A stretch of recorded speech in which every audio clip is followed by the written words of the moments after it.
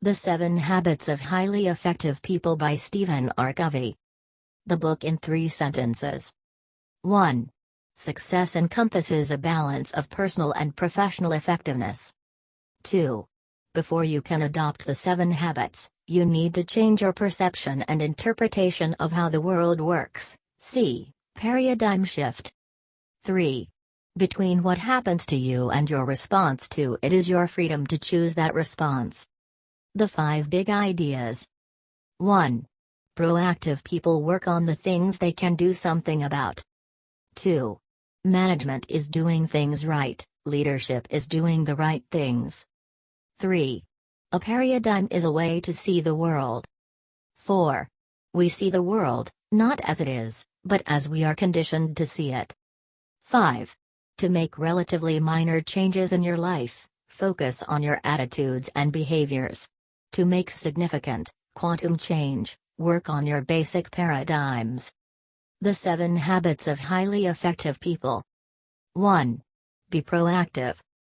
2. Begin with the end in mind. 3. Put first things first. 4. Think win. 5.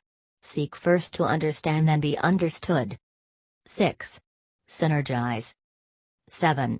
Sharpen the saw. The 7 Habits of Highly Effective People Summary.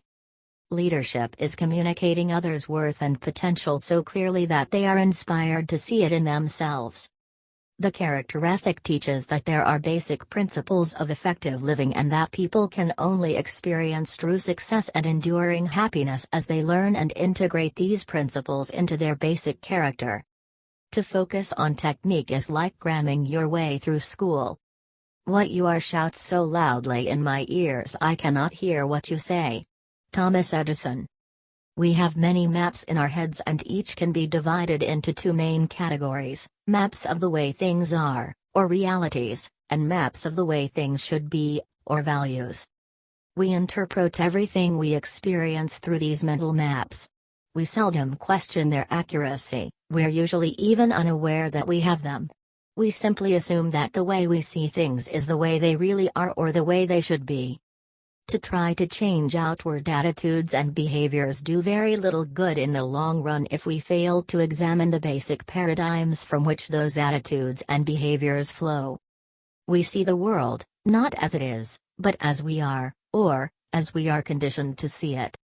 Our paradigms, correct or incorrect, are the sources of our attitudes and behaviors, and ultimately our relationships with others. If we want to make relatively minor changes in our lives, we can perhaps appropriately focus on our attitudes and behaviors. But if we want to make significant, quantum change, we need to work on our basic paradigms. Paradigms are inseparable from character. Being is seeing in the human dimension. And what we see is highly interrelated to what we are. Paradigms are powerful because they create the lens through which we see the world. The power of a paradigm shift is the essential power of quantum change, whether that shift is an instantaneous or a slow and deliberate process. On practices versus principles, practices are situationally specific. Principles are deep, fundamental truths that have universal application. Principles are the territory. Values are maps. When we value correct principles, we have the truth, a knowledge of things as they are. Admission of ignorance is often the first step in our education. The way we see the problem is the problem. The significant problems we face cannot be solved at the same level of thinking we were at when we created them. Albert Einstein. We are what we repeatedly do. Excellence, then, is not an act, but a habit. Aristotle. Sow a thought, reap an action, sow an action, reap a habit, sow a habit, reap a character, sow a character, reap a destiny. Stephen defines a habit as the intersection of knowledge, skill, and desire. Knowledge is the theoretical paradigm, the what to do and the why. Skill is the how to do. And desire is the motivation, the want to do. To make something a habit in our lives, Stephen explains, we need to have all 3. Effective habits. Private victories precede public victories. True effectiveness is a function of two things: what is produced, the golden eggs, and the producing asset or capacity to produce, the goose. Effectiveness lies in the balance, what Stephen calls the PC balance. P stands for production of desired results, the golden eggs. PC stands for production capability, the ability or asset that produces the golden eggs. I know of no more encouraging fact than the unquestionable ability of man to elevate his life by conscious endeavor. Henry David Thoreau. We are not our feelings. We are not our moods. We are not even our thoughts. The very fact that we can think about these things separates us from them and from the animal world. There are three social maps, three theories of determinism widely accepted, independently or in combination, to explain the nature of man. 1. Genetic determinism. This basically says your grandparents did it to you. That's why you have such a temper. 2. Psychic determinism. This basically says your parents did it to you. 3. Environmental determinism. This basically says your boss is doing it to you, or your spouse, or that bratty teenager, or your economic situation, or national policies. Someone or something in your environment is responsible for your situation. Between what happens to you, or the stimulus, and your response to it is your freedom or power to choose that response. Between stimulus and response, man has the freedom to choose. Proactive people can carry their own weather with them. Whether it rains or shines makes no difference to them. They are value-driven, and if their value is to produce good quality work, it isn't a function of whether the weather is conducive to it or not. The ability to subordinate an impulse to a value is the essence of the proactive person. Reactive people are driven by feelings, by circumstances, by conditions, by their environment. Proactive people are driven by values, carefully thought about, selected and internalized values. Proactive people are still influenced by external stimuli, whether physical, social, or psychological. But their response to the stimuli, conscious or unconscious, is a value-based choice or response. It's not what happens to us, but our response to what happens to us that hurts us. Viktor Frankl suggests that there are three central values in life. 1. The experiential, or that which happens to us. 2. The creative, or that which we bring into existence. 3. The attitudinal, or our response in difficult circumstances such as terminal illness.